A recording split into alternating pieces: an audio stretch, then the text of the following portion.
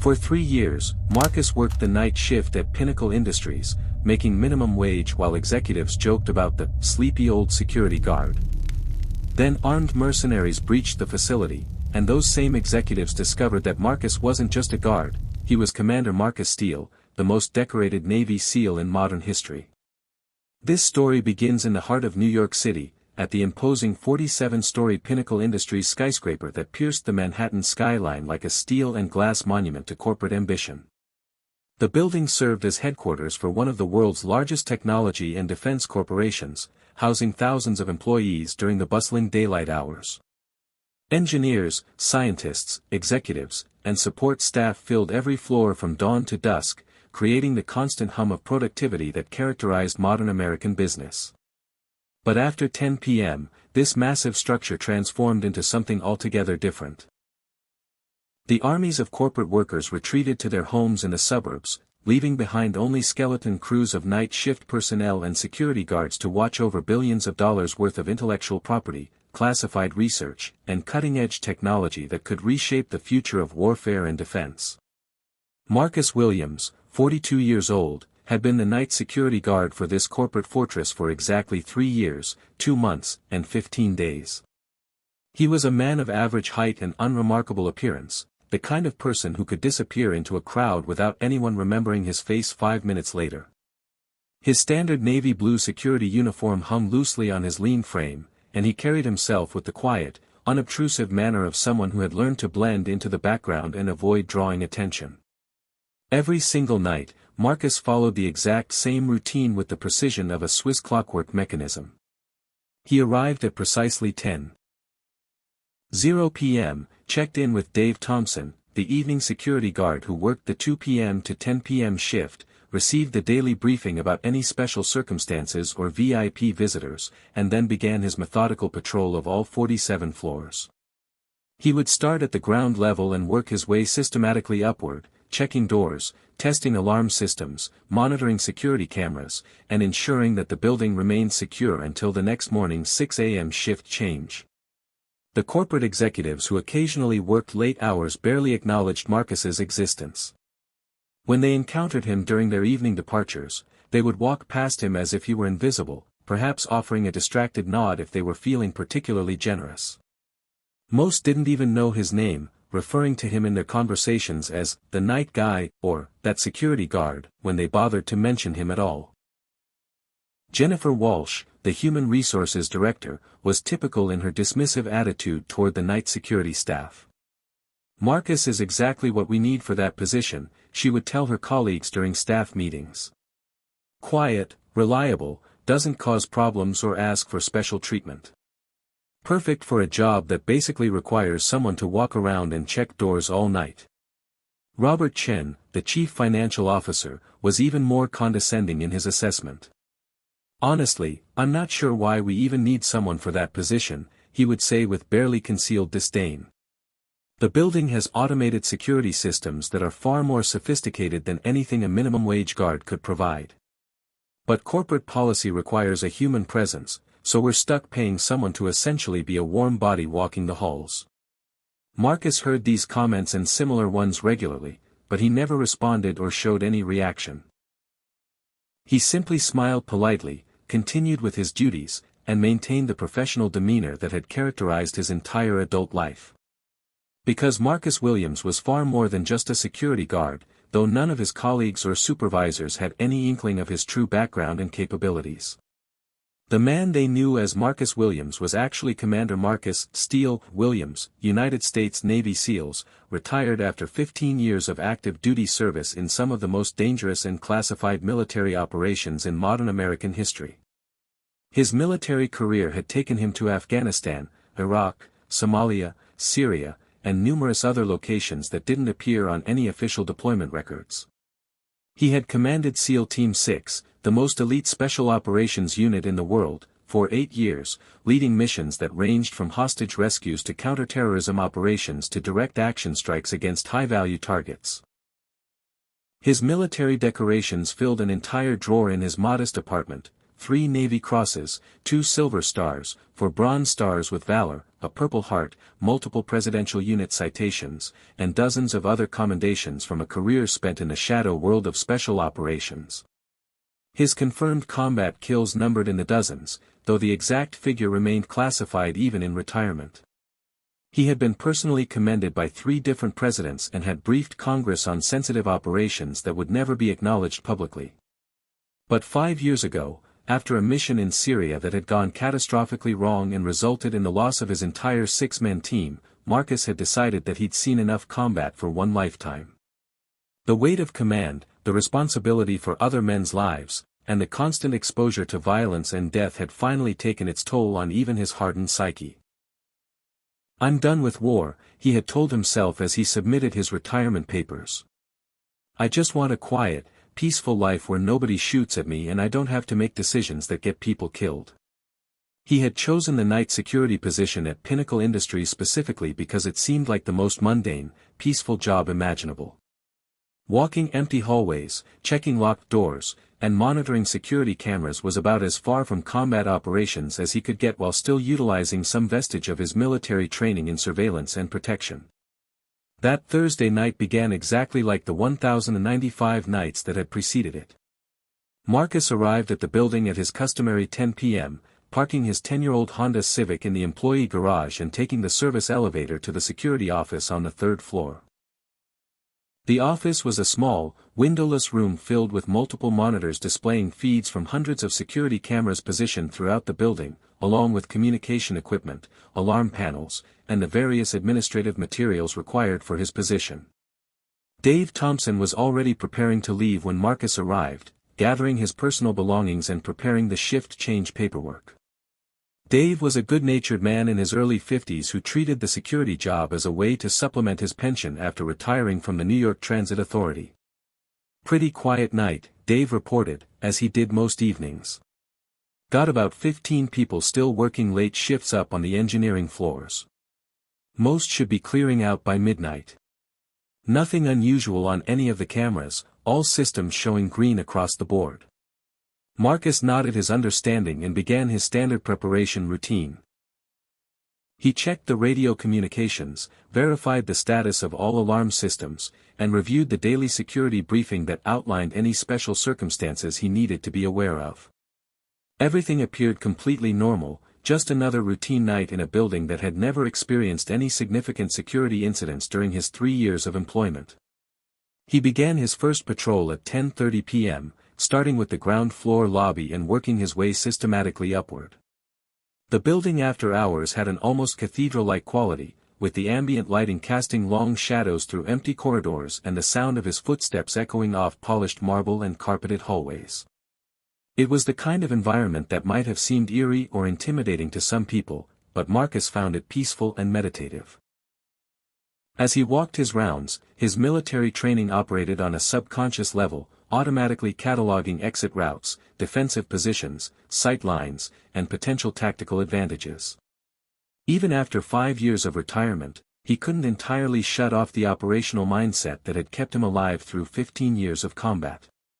He noted which doors were reinforced, which hallways provided cover, where emergency equipment was stored, and how the building's architecture could be used tactically if necessary.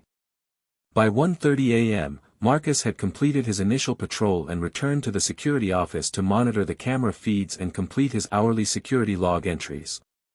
The building was settling into its deepest period of nighttime quiet, with only a handful of dedicated engineers still working in the research and development sections on the upper floors. Everything appeared completely normal and secure. Marcus was preparing his coffee and settling in for another routine hour of monitoring when movement on the ground floor security cameras caught his attention. At first glance, he assumed it was the contracted cleaning crew arriving for their scheduled overnight maintenance, but something about the figures on the screen immediately triggered his combat-trained instincts. These weren't cleaning personnel. The individuals moving through the lobby wore dark tactical clothing, moved with military precision, and carried equipment that was definitely not custodial supplies. Marcus's pulse quickened as 15 years of SEAL training instantly activated, his mind shifting from peaceful security guard mode to combat assessment and tactical analysis.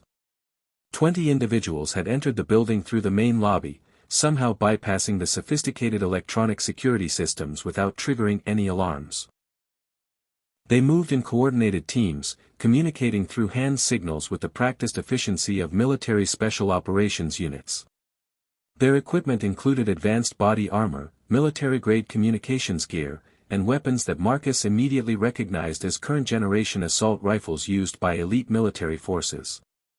Marcus's first instinct was to activate the building's emergency protocols and contact law enforcement, but when he attempted to use the security system's direct line to the police, he discovered that the phone lines had been cut. His cell phone showed no signal, indicating that the intruders had deployed electronic jamming equipment to isolate the building from outside communication. Professional operation, Marcus murmured to himself, his voice automatically dropping to the quiet, controlled tone he had used during countless combat briefings. These guys know exactly what they're doing. Through the security camera network, Marcus watched as the assault team split into two coordinated groups. 10 individuals began systematically clearing the lower floors, checking offices and securing potential hiding places with the thoroughness of experienced soldiers. The remaining 10 members headed directly toward the building's central elevator bank, clearly intending to access the upper floors where the most sensitive research and development work was conducted. Marcus realized that he was facing an extremely sophisticated industrial espionage operation, possibly backed by foreign military intelligence services. The level of coordination, equipment, and tactical expertise suggested that these weren't common criminals or amateur saboteurs, but professional operatives with extensive military training and significant financial backing. In that moment, Marcus faced the most significant decision of his civilian life. He could remain hidden in the security office, wait for the intruders to complete their mission and leave, and hope that they wouldn't discover his presence. Given their obvious sophistication and preparation, this might be the safest course of action for his personal survival. But Marcus also knew that 15 night shift employees were scattered throughout the building, unaware of the danger and completely helpless against trained military operatives. These were good people, engineers, researchers, maintenance staff, who had never signed up for combat and had no way to defend themselves. Their lives now depended entirely on choices that Marcus would make in the next few minutes. Marcus opened a concealed section of his security locker that none of his colleagues knew existed, revealing equipment that he had hoped never to use again. 5 years earlier, when he had taken this job, he had cached a complete set of tactical gear as a precautionary measure, telling himself it was just paranoia from too many years in combat zones. Now that paranoia was about to save lives. The equipment included a custom-fitted tactical vest, night vision goggles, combat knives, medical supplies, and his personal sidearm, a modified Sig Sauer P226 that had accompanied him through dozens of combat missions. As Marcus donned the gear, he felt the familiar transformation that had occurred countless times before, the shift from civilian mindset to combat operational mode. 5 years, he whispered to himself as he checked his weapon and prepared for action. But once a SEAL, always a SEAL. Marcus Williams, minimum-wage night security guard, had just become Commander Marcus Steele, and these intruders had no idea what they were about to face. His first tactical objective was to establish intelligence on enemy positions and capabilities. Using his intimate knowledge of the building's layout and his access to the security camera system, Marcus began tracking the movements of both assault teams. The group clearing the lower floors was conducting standard room-by-room searches, indicating they were either looking for specific individuals or ensuring that no witnesses would remain to report their activities. The second team had reached the 35th floor, home to Pinnacle Industries' most classified research projects, including advanced materials science, next-generation communications technology, and experimental defense systems. Marcus realized that this wasn't a random target. These operatives had detailed intelligence about the building's layout and knew exactly what they were looking for. Marcus began his counter-operation by targeting the lower floor team first, reasoning that neutralizing them would prevent any potential escape routes from being compromised and reduce the total number of hostiles he would need to engage. Using the building's service corridors and maintenance areas that he had become familiar with during his 3 years of security patrols, he moved silently toward his first engagement. The elevator shaft provided the perfect approach route. Marcus's SEAL training had included extensive work in urban environments, and he was comfortable operating in the confined spaces and vertical terrain that characterized modern buildings. He rappelled down the shaft using emergency equipment, positioning himself to engage the hostile team from an unexpected angle. Tango 1, establish overwatch, he whispered to himself, unconsciously reverting to the tactical language that had been second nature during his military career. The first engagement was swift and silent. Marcus neutralized the point man using close-quarters combat techniques that left the operative unconscious but alive. Despite his lethal capabilities, Marcus had no desire to kill unless absolutely necessary. The second and third team members fell in rapid succession, taken down by precision strikes that rendered them immediately combat ineffective. Base, this is Tango Team. What's your status? The radio communication from the hostile command element indicated that they had noticed the sudden silence from their lower floor unit. Marcus smiled grimly as he continued his systematic neutralization of the ground floor team. The enemy was beginning to realize that their carefully planned operation was encountering unexpected resistance, but they had no way to know that they were facing a single individual with more combat experience than their entire unit combined. Over the next 2 hours, Marcus transformed the Pinnacle Industries building into his personal battlefield. Every corridor, stairwell, and office space became a potential engagement area. The 3 years he had spent walking these halls every night, learning every detail of the building's layout, now provided him with an overwhelming tactical advantage over intruders who were operating in unfamiliar territory. He used the building's infrastructure as a weapon, disabling elevators to limit enemy mobility, manipulating lighting systems to create advantageous engagement conditions, and utilizing the ventilation system to move unseen between floors.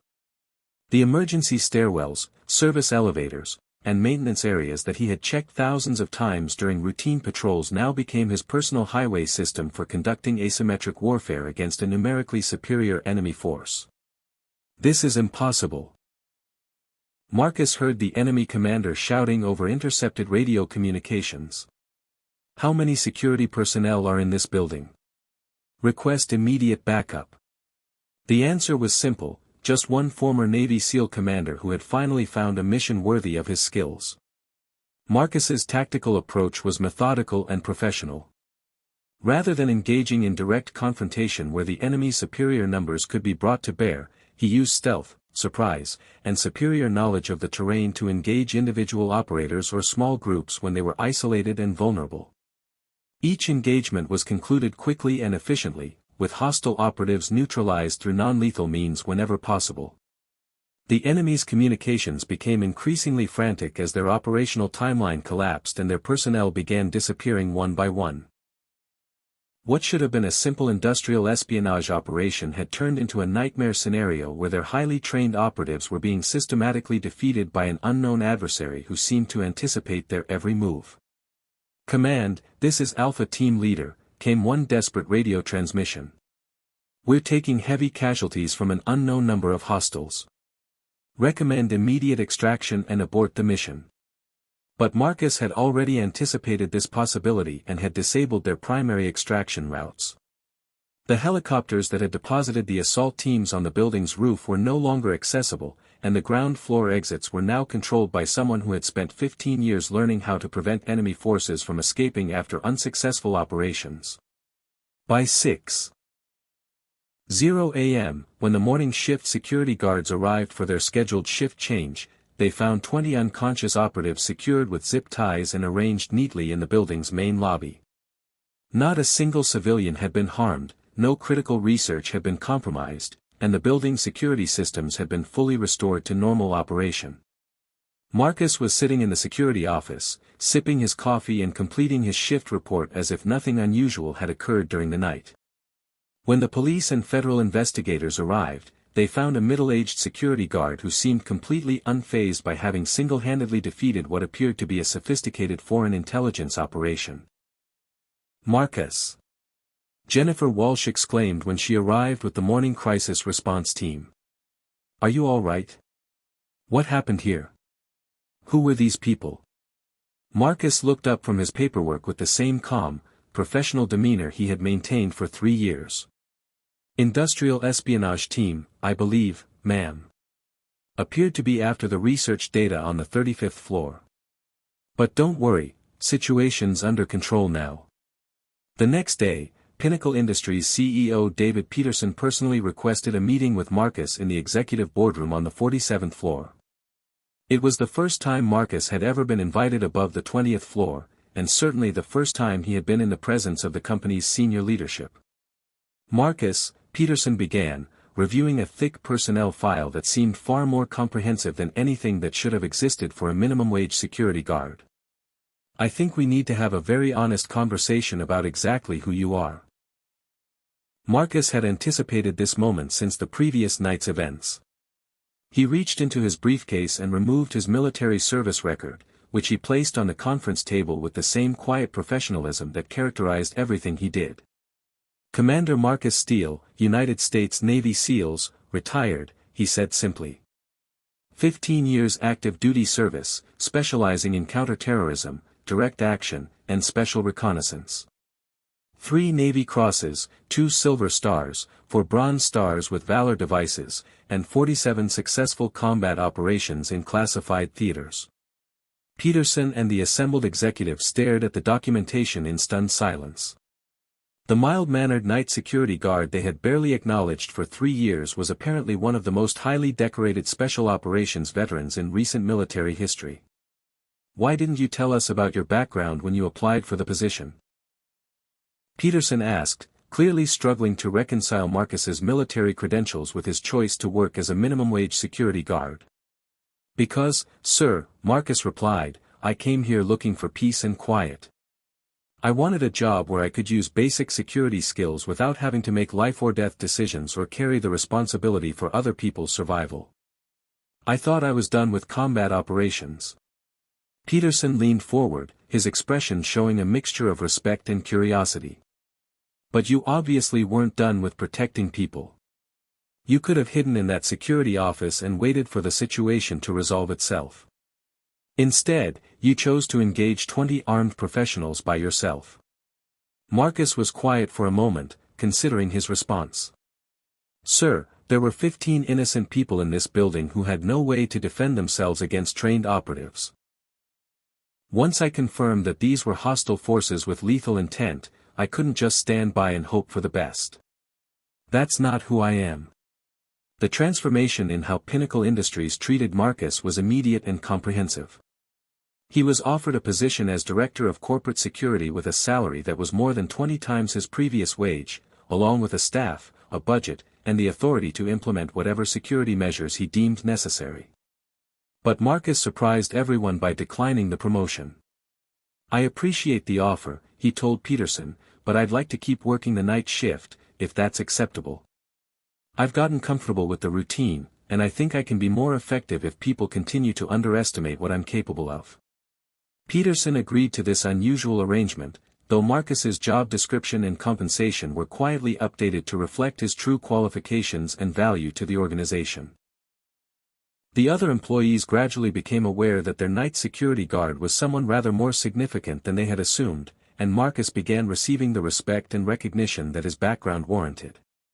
But perhaps the most important change was in Marcus himself. For 5 years, he had tried to completely separate himself from his military identity and live as a civilian. The previous night's events had reminded him that he couldn't entirely escape who he was, and more importantly, that his skills and experience weren't just tools of war, they were tools of protection that could be used to safeguard innocent people from those who would do them harm. Marcus continued working the night shift at Pinnacle Industries, walking the same corridors and monitoring the same cameras. But now he did so with the knowledge that he had found a way to honor both his desire for peace and his commitment to protecting others. He was no longer running from his past. He was using it to build a better future.